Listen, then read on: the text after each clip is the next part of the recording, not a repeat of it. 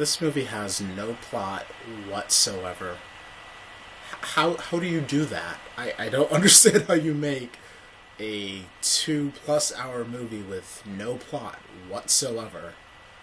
But in spite of that, I actually did like This Is 40.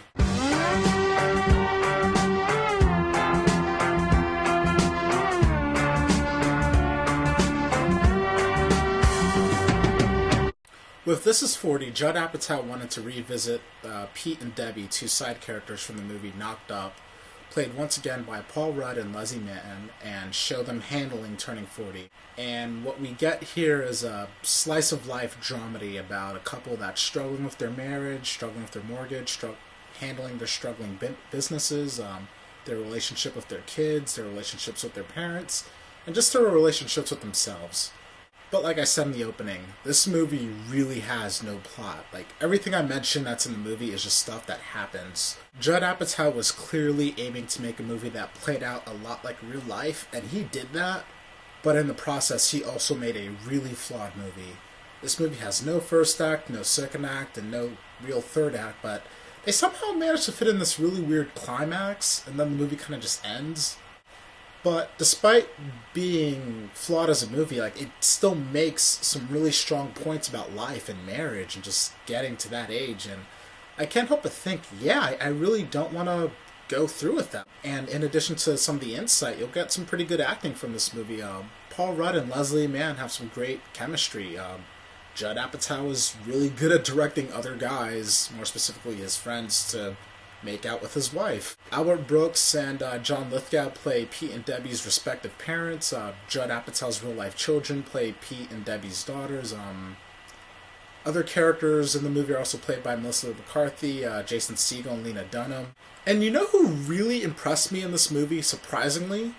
Megan Fox. I mean, she's essentially playing a sex object in this movie, but Apatow uses her to just such great comedic effect here, and but honestly, what saves this from being another 5-year engagement, to me at least, is that the comedy feels very organic. Like, even though you can tell when some of the actors are improvising every now and then, the comedy always feels like it's coming from a real place. That way, when the movie gets serious, it doesn't feel like you're watching a totally different movie. But I did have a couple of nitpicks. I mean, given the family's previous financial state, it's a little hard to sympathize with an upper middle class family struggling to stay upper middle class, especially when they talk about being broke in one scene and then you see them spending a weekend at a hotel in the next.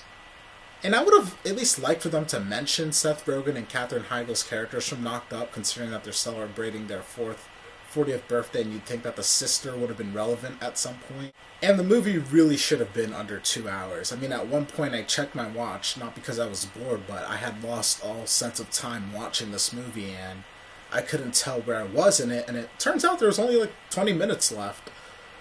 And I can respect what Apatow is trying to do with his movies now, but if he's gonna get there, he'll need someone to really keep him in check. Like, the guy needs like a writing partner. In the end, I can't promise you that you'll like This Is 40, and I'm surprised that I even liked it as much as I did, but I have to say, if you're accepting of its flaws, This Is 40 will make for a pretty good theater viewing, and you'll walk out mostly satisfied.